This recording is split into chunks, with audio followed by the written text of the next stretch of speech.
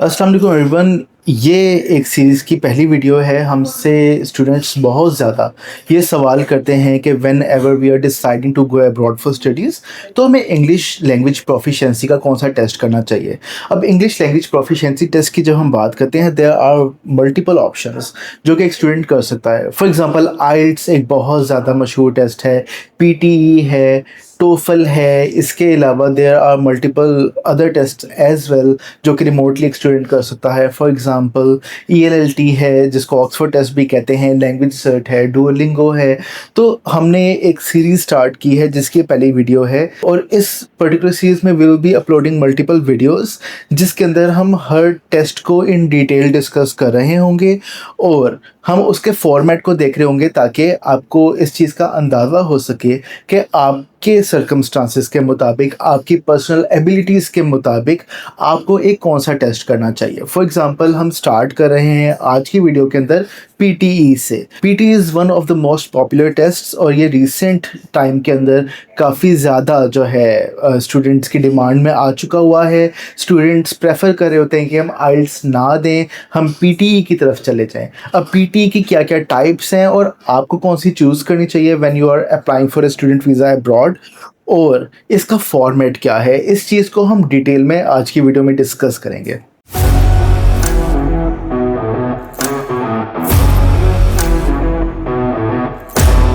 जब हम पीटी की बात करते हैं तो लाइक आइल्ट्स, इसके अंदर भी या तो आप यूकेवीआई वाला पीटी कर सकते हैं। यूकेवीआई का पीटी आपने तब करना होता है या तो आप स्टडी वीज़ा के लिए अप्लाई कर रहे हैं जिसके अंदर आपका जो प्रोग्राम है वो एक डिग्री लेवल प्रोग्राम नहीं है। फॉर एग्जांपल अगर आप फाउंडेशन की बात करें, फॉर एग्जांपल आप स्टैंड अलोन प्री मास्टर्स की बात करें, या आप किसी और प्रोग्राम की बात करें जो कि एक डिग्री लेवल प्रोग्राम नहीं है, तो उस सूरत हाल में आपको यूकेवीआई पीटी करना होता है। इसके अलावा आपके पास पीटी लाइफ स्किल्स के भी होते हैं, वो तब आपने करने होते हैं या तो आप फैमिली वीज़ा के लिए अप्लाई कर रहे हैं या आप वर्क वीज़ा के लिए अप्लाई कर रहे हैं।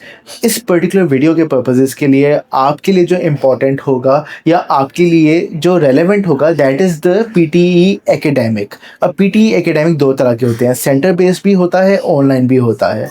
अब आप जिस मुल्क में जा रहे हैं, आप जिस यूनिवर्सिटी में जा रहे हैं, this is your responsibility to research on the fact कि क्या आपकी यूनिवर्सिटी, क्या आपकी डेस्टिनेशन के अंदर ऑनलाइन पीटी चलता है या आपकी डेस्टिनेशन के अंदर सेंटर बेस्ड पीटी चलता है। तो आपको वो वाला पर्टिकुलर पीटी का टेस्ट बुक करना है। अब जब हम पीटीई के फॉर्मेट की बात करते हैं तो लाइक आइल्ट्स, ये चार कंपोनेंट्स को जो कि किसी भी लैंग्वेज के लिए इम्पोर्टेंट होता है उसको जज करा होता है। वो चार कंपोनेंट्स क्या हैं? Speaking, listening, reading and writing. तो ये चार कंपोनेंट्स को कलेक्टिवली जज कर रहा होता है। अब आइल्ट्स की अगर हम बात करते हैं फॉर एग्जांपल, तो हर मॉड्यूल सेपरेटली जज होता है, स्टार्टिंग फ्रॉम लिसनिंग जिसके अंदर राइटिंग, रीडिंग या स्पीकिंग का कोई एलिमेंट नहीं होता, एंड सिमिलरली अदर मॉड्यूल्स के अंदर कोई इंटरकनेक्टिविटी नहीं होती, कोई दूसरे मॉड्यूल्स जज नहीं हो रहे होते। हाउएवर इन कॉन्ट्रास्ट अगर हम पीटी की बात करें तो सारे मॉड्यूल्स इंटरडिपेंडेंट हैं। फॉर एग्जांपल अगर हम पार्ट 1 की बात करते हैं जो कि कहने को स्पीकिंग एंड राइटिंग है, उसके अंदर कई लिसनिंग के एलिमेंट्स भी जज हो रहे होते हैं। अब पार्ट 1 में टोटल 9 क्वेश्चंस होते हैं और हम हर क्वेश्चन का स्क्रीनशॉट यहाँ पर एक्सप्लेन करने के लिए आपको लगा देंगे। सबसे पहला जो होता है that is your personal introduction. अब पर्सनल इंट्रोडक्शन के अंदर 25 सेकेंड्स आपको रिकॉर्ड करने के लिए दिए जाते हैं और 30 सेकेंड का आपने एटलीस्ट रिस्पॉन्स अपना देना होता है। अभी जो पर्सनल इंट्रोडक्शन वाला आपका सवाल है, जो कि आपका पहला सवाल होगा पूरे एग्जाम के अंदर, ये ग्रेडेड नहीं होगा। This is just to warm you up और आपको थोड़ा सा टेक्नोलॉजी जो कि पीटी के लिए यूज़ की जाती है, जो सॉफ्टवेयर यूज़ किया जाता है, क्या आपका हेडफोन सही चल रहा है, क्या आपका स्पीकर या माइक सही चल रहा है, इन तमाम चीज़ों को जज करने के लिए इस सवाल को आपको दिया जाता है और आपने इस सवाल को 30 सेकेंड्स के अंदर रिस्पॉन्ड करना होता है और ये अनग्रेडेड होता है। द सेकेंड क्वेश्चन जहाँ से आपकी ग्रेडिंग स्टार्ट होगी is read aloud. Read aloud में क्या होता है कि आपको जिस तरह से नीचे स्क्रीनशॉट में शो हो रहा होगा, आपको एक पैसेज दिया जाएगा और आपको 30 to 40 सेकेंड्स प्रिपेयर करने के लिए दिए जाएंगे और उसके बाद आपने वर्ड बाय वर्ड आपने उस पैसेज को बीप के बाद आपने दोहराना होगा अपने माइक्रोफोन के अंदर।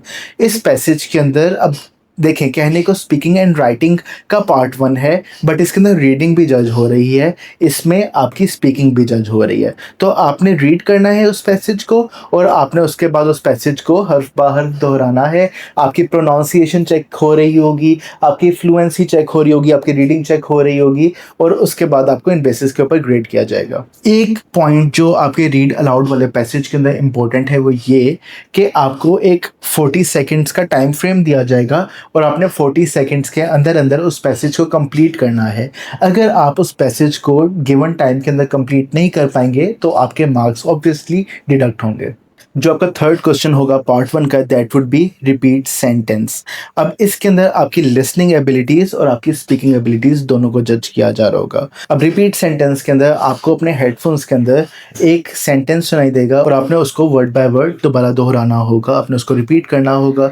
रिपीट सेंटेंस के अंदर अब आपकी लिसनिंग एबिलिटीज़ जो हैं वो जज की जा रही हैं, क्योंकि आपको वो सेंटेंस सुनाई दे रहा है, क्या आप उसको प्रॉपरली रिस्पॉन्ड करते हैं in the exact same language या नहीं, इस चीज़ के ऊपर आपको जज किया जा रहा है। बाकी जब आप बोलते हैं तो आपकी प्रोनाउंसिएशन, आपकी स्पीकिंग फ्लुएंसी वो भी जज हो रही है। इसके बाद जो अगला क्वेश्चन है वो होगा डिस्क्राइब द इमेज। अब डिस्क्राइब द इमेज के अंदर आपको कोई ग्राफ दिया जा सकता है, आपको कोई डाटा प्रेजेंटेशन दी जा सकती है, कोई डायग्राम हो सकती है, कोई लेबल्ड इंफॉर्मेशन हो सकती है और आपने उसको डिस्क्राइब करना है। आपको 25 सेकंड्स मिलेंगे उस पूरी जो इंफॉर्मेशन है उसको समझने के लिए and then you will have 40 seconds to respond और आपने फिर बोल कर उसको एक्सप्लेन करना होगा सारे डाटा को, चाहे बेशक वो ग्राफ की फॉर्म में है, चाहे बेशक इमेज की फॉर्म में है या डायग्राम की फॉर्म में है। इसके बाद एक थोड़ा सा लेंथियर जो है फॉर्म ऑफ क्वेश्चन आपको दिया जाएगा, दैट इज़ रीटेल लेक्चर। इसके अंदर कोई लेक्चर होगा या एक ग्रुप डिस्कशन होगी जो कि अप टू 90 सेकंड्स की हो सकती है और ये लिसनिंग के अंदर आपकी जो है काउंट हो रही होगी, क्योंकि आपको सुनाई दे रही होगी वो सारी की सारी रिकॉर्डिंग। तो 90 सेकंड्स के अंदर आपने नोट फॉर्मिंग करनी होगी, आप अपने नोट्स टेकिंग कर रहे होंगे सारी की सारी, और उसके बाद जब वो रिकॉर्डिंग ख़त्म हो जाएगी आपको 10 सेकंड्स दिए जाएंगे कि आप अपने नोट्स को देख लें और उसके बाद जो have to respond within 40 seconds. आपने 40 सेकंड्स के अंदर ये चीज़ इंश्योर करनी है कि लेक्चर के सारे इंपॉर्टेंट जो एस्पेक्ट्स हैं वो आप बोल दें, वो आप स्पीकिंग के अंदर कह दें, क्योंकि अगर आप नहीं कहेंगे, अगर आप कुछ मिस आउट कर बैठेंगे तो आपकी लिसनिंग के अंदर से भी मार्क्स कट रहे होंगे, आपकी स्पीकिंग के अंदर से भी मार्क्स कट रहे होंगे। इसके बाद एक शॉर्ट क्वेश्चन होगा, एक बिल्कुल छोटा एक जनरल नॉलेज का आप कह लें सवाल होगा। 3 to 9 सेकंड्स की रिकॉर्डिंग होगी, आपने सुनना होगा और आपने 1 या मोर देन 1 वर्ड्स में उसको रिस्पॉन्ड करना होगा। The purpose behind this question would be to assess your abilities to listen. आप देख रहे हैं, आप सुन रहे हैं रिकॉर्डिंग के अंदर और आपने समझ लिया कि सवाल क्या है और आपने रिस्पॉन्ड कर दिया। इसके अंदर ज़्यादा आपकी स्पीकिंग की एबिलिटीज़ नहीं जज हो रही होंगी, ज़्यादा आपकी जो लिसनिंग की एबिलिटीज़ हैं वो जज हो रही होंगी। इसके बाद जो अगला सवाल होगा और ये एक न्यू एंट्री है आपके फॉर्मेट के अंदर, that is summary of A group discussion या समराइज्ड ग्रुप डिस्कशन। इसके अंदर आपको 3 मिनट की रिकॉर्डिंग सुनाई जाएगी। 3 मिनट के अंदर मल्टीपल लोग किसी चीज़ के बारे में डिस्कशन कर रहे होंगे। आप अगेन पिछले सवाल की तरह नोट टेकिंग कर रहे होंगे पूरी डिस्कशन की एंड देन आपको 10 से 15 सेकंड दिए जाएंगे। आप अपने सारे नोट्स को गो थ्रू करेंगे और उसके बाद आपको 2 मिनट का आंसर देना होगा। 2 मिनट में आपने उस पूरी डिस्कशन को समराइज़ करके अपने अल्फाज में अपने नोट्स को देखते हुए एक्सप्लेन करना होगा। अब इसके अंदर भी जो आपकी मेन स्किल्स हैं जिनको असेस किया जा रहा होगा वो लिसनिंग और स्पीकिंग दोनों हैं, और आप कितने अच्छे नोट्स जो हैं वो बनाते हैं इस चीज़ के ऊपर बहुत दारोमदार है कि आप आंसर कैसे देते हैं। अगर आपके नोट्स के अंदर कुछ मिस आउट हो जाता है ऑब्वियसली वो आप अपनी समरी में एक्सप्लेन नहीं करेंगे, तो आपके नोट्स काफ़ी कॉम्प्रिहेंसिव होने चाहिए और आपकी जो समरी है जो आप 2 मिनट में बोलकर बता रहे हैं वो हर एस्पेक्ट को एक्सप्लेन कर रही हो। अगर आपसे कोई मटेरियल एस्पेक्ट मिस आउट हो जाता है तो इन दैट केस ऑब्वियसली आपके मार्क्स डिडक्ट होंगे। इसके बाद आपके पास जो अगला सवाल आता है that is response to a situation. अब रिस्पॉन्स टू अ सिचुएशन के अंदर आपको अप टू 60 वर्ड्स की सिचुएशन दी गई होगी, उसकी साथ रिकॉर्डिंग भी चल रही होगी और आप पढ़ भी रहे होंगे। अब उस सिचुएशन के मुताबिक आपने रिस्पॉन्ड करना होगा। फॉर एग्जांपल अगर हम बात करें आपकी जो स्क्रीन के ऊपर क्वेश्चन शो हो रहा होगा उसकी, तो इसके अंदर जो सिचुएशन दी गई है that is you have an essay due tomorrow but you have been feeling sick for the past 2 weeks। You went to the clinic and got wrote a doctor's note. You feel better but have to ask your professor for an extension over the weekend. You go to your professor office. What do you say to him? अब आपको एक situation दी गई है और आपने उसके अंदर इम्प्रोवाइज करके एक आंसर प्रोवाइड करना होगा। तो इस तरह के क्वेश्चन के अंदर आपको 60 वर्ड्स का एक फॉर्म दिया गया है जो कि आपको रिकॉर्डिंग में सुनाई भी दिया जाएगा और रिस्पॉन्स भी आपका अप टू 40 सेकंड्स का होना चाहिए। तो अगर आप 40 सेकंड के अंदर आपका रिस्पॉन्स नहीं कंप्लीट हो रहा तो इन दैट केस आपको नेगेटिवली असेस किया जाएगा। आपने इस चीज़ को मेक श्योर करना है कि with in the given time frame आपका जो रिस्पॉन्स है वो कंप्लीट हो रहा हो। इसके बाद जो अगला क्वेश्चन है इसके अंदर आपकी राइटिंग एबिलिटीज़ को भी असेस किया जा रहा होगा, that is summarize written text. इसके अंदर आपको एक टेक्स्ट दिया जाएगा, टेक्स्ट के अंदर आपको नीचे एक बॉक्स जो है दिया जाएगा जिसके अंदर आपने उसको समराइज करना होगा for not more than 75 words और आपकी जो समरी है वो एक सेंटेंस से ज़्यादा नहीं होनी चाहिए। तो मतलब आपने जो भी पैसेज है उसको एक सेंटेंस के अंदर समराइज करना है of not more than 75 words. इसके बाद आपका आखिरी क्वेश्चन आता है, ये भी एक लॉन्ग क्वेश्चन टाइप सिचुएशन है और इसके अंदर आपकी राइटिंग एबिलिटीज़ को असेस किया जा रहा होगा। इसके अंदर आपने एक लॉजिकल आर्गुमेंटेटिव ऐसे देना है ऑफ मिनिमम 200 वर्ड्स, 200 से कम होगा तो आपको नेगेटिव असेस किया जाएगा एंड मैक्सिमम 300 वर्ड्स। 300 वर्ड्स में भी अगर आपका ऐसे कंप्लीट नहीं होता तो तब भी आपको नेगेटिवली असेस किया जाएगा। फॉर एग्जांपल आपकी स्क्रीन के ऊपर जो ऐसे का प्रॉम्प्ट है अगर हम उसको देखें तो उसके अंदर जो टॉपिक है वो ये है, some people think placing advertisements in schools is a great resource for public schools that need additional funding, but others think it exploits children by treating them as a captive audience for corporate sponsors। तो एक ये बहुत जिसको कहते हैं logical एक argument present किया गया है और इसके प्रोज भी होंगे, इसके कॉन्स भी होंगे। आपने दोनों को डिस्कस करना होगा with examples, minimum 200 words maximum 300 words के अंदर रहते हुए और जो आपको टाइम लिमिट दिया जाएगा उसके अंदर भी रहते हुए। अगर आप अपनी टाइम लिमिट में रहते हुए या अपनी वर्ड लिमिट में रहते हुए अगर आप इसको रिस्पॉन्ड नहीं करेंगे तो आपको नेगेटिवली असेस किया जाएगा। तो दैट वाज योर पार्ट 1 जिसके अंदर ना सिर्फ आपकी स्पीकिंग और राइटिंग एबिलिटीज़ को असेस किया जा रहा था बल्कि इन सम क्वेश्चंस आपकी लिसनिंग एबिलिटी को भी असेस किया जा रहा था। इसके बाद हम आ जाते हैं पार्ट 2 के ऊपर which predominantly deals with the reading aspect of your test. इसके अंदर आपने 5 सवालों को रिस्पॉन्ड करना होगा। The first question would be fill in the blanks drop down.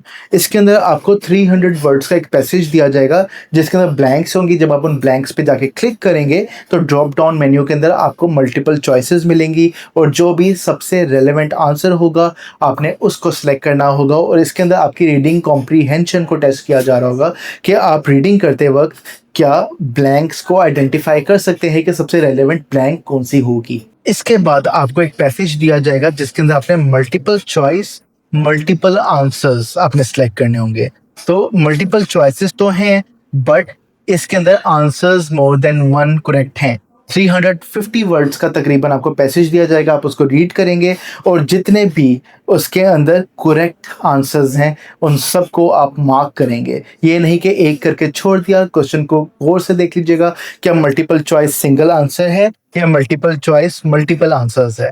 अगर मल्टीपल चॉइस मल्टीपल आंसर्स है तो आप मल्टीपल आंसर्स को सिलेक्ट करेंगे और अगर आप कोई मिस आउट कर देंगे या किसी गलत आंसर को सिलेक्ट कर लेंगे तो आपको नेगेटिवली मार्क किया जाएगा। इसके बाद अगला सवाल है reorder passage. Up to 150 words का आपको पैसेज दिया जाएगा जो कि इन इटसेल्फ उसके मल्टीपल एस्पेक्ट शफल्ड होंगे।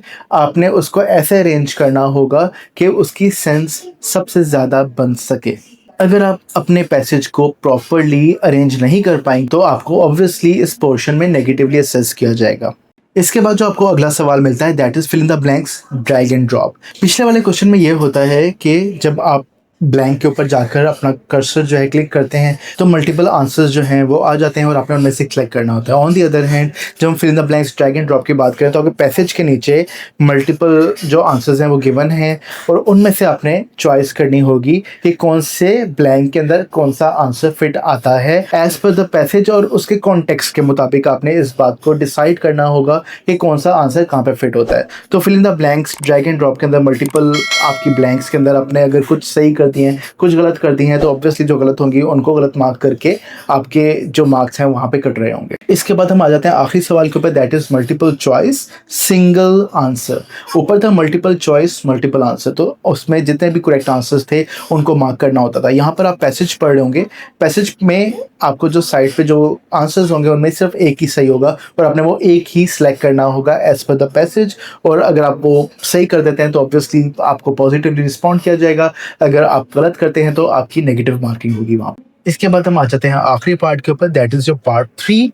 प्रीडोमिनेटली लिसनिंग इसके अंदर जज हो रही होगी, बट क्योंकि मैंने आपको वीडियो के शुरू में ही बताया multiple elements at the same time assess हो सकते हैं, तो इस पार्ट के अंदर ऐसे कुछ सवाल एग्जिस्ट करते हैं जिसके अंदर आपकी राइटिंग एबिलिटीज को भी असेस किया जाएगा। पार्ट 3 के जब हम पहले सवाल की बात करते हैं, that is summarize spoken text. इसके अंदर आपको 60 to 90 सेकंड्स की रिकॉर्डिंग सुनाई जाएगी और आपने रिकॉर्डिंग के दरमियान, चूंकि आप अगेन रिकॉर्डिंग को नहीं सुन सकते वापस से, तो आपने अपने नोट्स बनाने होंगे एंड देन आपको with in the given time frame 50 to 70 words की समरी देनी होगी। तो इसके अंदर आपकी जो है लिसनिंग भी जो है चेक हो रही है, क्योंकि आपको 1 से 1.5 मिनट की रिकॉर्डिंग दी गई है एंड देन आपकी राइटिंग भी टेस्ट हो रही है कि आपने उस रिकॉर्डिंग को सुन के आपने उस रिकॉर्डिंग को कॉम्प्रीहेंड किया है और आपने 50 से 70 वर्ड्स में उसको समराइज भी किया है। The next question is multiple choice multiple answers. 80 second से लेकर 120 सेकंड्स की आपको जो है रिकॉर्डिंग सुनाई दी जाएगी और अगेन लिसनिंग एबिलिटी तो टेस्ट हो रही है, बट उसके साथ आपने ये भी कॉम्प्रीहेंड करना है कि आपको जितने आंसर्स मल्टीपल चॉइस में दिए गए हैं उनमें से जितने भी करेक्ट आंसर्स हैं वो सारे आप जो है वो सिलेक्ट करें, क्योंकि मल्टीपल चॉइस मल्टीपल आंसर्स हैं तो more than one answers could be right और आपने उन तमाम सही आंसर्स को आइडेंटिफाई करना होगा। इसके बाद आ जाता है fill in the blanks type in. पिछला वाला था ड्रैग एंड ड्रॉप, पिछला वाला था ड्रॉप डाउन, लेकिन इसके अंदर टाइप एन। तो इसके अंदर आपको एक रिकॉर्डिंग जो है सुनाई जाएगी और उस रिकॉर्डिंग के अंदर जो पार्ट आपके पैसेज में मिसिंग है आपने उसको लिखना है। तो अगेन 30 to 60 सेकंड्स की रिकॉर्डिंग होगी और जितने भी उसके अंदर आपको डैशेस दिए जाएंगे उनको आपने करेक्टली फिल आउट करना होगा, सही स्पेलिंग्स के साथ फिल आउट करना होगा। इसके बाद अगला सवाल है हाईलाइट करेक्ट समरी। इसके अंदर कोई 30 to 90 सेकंड्स की रिकॉर्डिंग दी जाएगी और जो है आपके सामने मल्टीपल समरीज होंगी उस रिकॉर्डिंग की। तो जो समरी सबसे ज़्यादा क्लोजली कनेक्टेड होगी आपकी उस रिकॉर्डिंग के साथ आपने उसको सिलेक्ट करना होगा। अगर आप उस समरी को जो है सिलेक्ट कर बैठेंगे जो कि आपकी रिकॉर्डिंग की समरी सही से नहीं है या उसमें कोई इनकरेक्ट इन्फॉर्मेशन है, तो इन दैट केस वो आपका आंसर गलत होगा। आपने उस समरी को जो है सिलेक्ट करना होगा जो कि आपकी रिकॉर्डिंग के साथ बिल्कुल टैली कर रही हो और उसके अंदर कोई इनकरेक्ट इन्फॉर्मेशन ना हो। इसके बाद हम आ जाते हैं मल्टीपल चॉइस सिंगल आंसर के ऊपर। 30 to 90 सेकंड्स की अगेन रिकॉर्डिंग होगी और सिर्फ एक आंसर करेक्ट होगा, आपने उसी को सिलेक्ट करना है। गलत कर बैठेंगे तो आपका सवाल गलत हो जाएगा। इसके बाद जो अगला क्वेश्चन है that is select missing word. 20 to 70 seconds की आपको रिकॉर्डिंग सुनाई दी जाएगी और इसके अंदर एक बीप जो है उसके अंदर जो है वर्ड को जो है काट दिया जाएगा। अब आपने पूरी रिकॉर्डिंग सुनकर आपने कॉम्प्रीहेंड करने के बीप की जगह पर जो नीचे मल्टीपल आपको आंसर्स दिए गए हैं उनमें कौन सा जो आंसर है वो सबसे ज़्यादा रेलेवेंट है। जब आप सबसे ज़्यादा रेलेवेंट आंसर को सिलेक्ट करेंगे जो कॉन्टेक्स्ट के मुताबिक करेक्ट है तो आपका आंसर सही होगा। अगर आपने कॉन्टेक्स्ट के उलट कोई जवाब दे दिया है तो वहाँ पर आपका वो आंसर गलत हो जाएगा। इसके बाद हाईलाइट इनकरेक्ट वर्ड्स। 15 से 50 सेकंड की एक रिकॉर्डिंग दी जाएगी और नीचे एक पैसेज होगा जिसके अंदर आपकी पूरी रिकॉर्डिंग की ट्रांसक्रिप्शन होगी। अब उस ट्रांसक्रिप्शन के अंदर कोई वर्ड्स इनकरेक्ट हैं जो कि आपने आइडेंटिफाई करने हैं कि कौन से वर्ड्स गलत लिखे हुए हैं जो कि रिकॉर्डिंग में नहीं थे। अगर आप सारे वर्ड्स को सही से सिलेक्ट कर लेंगे आपका वो आंसर सही होगा। इसके बाद आपके पूरे जो टेस्ट है उसका लास्ट क्वेश्चन आ जाता है राइट फ्रॉम डिक्टेशन। 3 से 5 सेकंड का सिर्फ एक जुमला बोला जाएगा और आपने वो जुमला वर्ड बाय वर्ड लिखना है और इसके बाद आपका पीटी का जो एग्ज़ाम है आपके तीनों जो पार्ट्स हैं वो कंक्लूड हो जाएंगे। अब आपको पीटी का फॉर्मेट पूरा पता चल चुका हुआ है। अब it is up to you to decide कि whether PT suits your abilities. क्या पीटी के डिजिटल और ज़्यादा मॉडर्न स्टाइल ऑफ असेसमेंट के अंदर बेहतर परफॉर्म कर सकते हैं या आइल्स के ट्रेडिशनल, इवन तो वो भी डिजिटल है बट उसके ट्रेडिशनल स्टाइल ऑफ असेसमेंट के अंदर बेहतर परफॉर्म कर सकते हैं। तो यहाँ पर हम इस वीडियो को कंक्लूड करते हैं। If you think this video has added value in your life, you have learned new things from this video, तो आप काइंडली सब्सक्राइब कीजिएगा, लाइक कीजिएगा इस वीडियो को ताकि हमारे इस चैनल की रीच बढ़ सके और हमारे लिए एक इंकरेजमेंट हो। Thank you very much.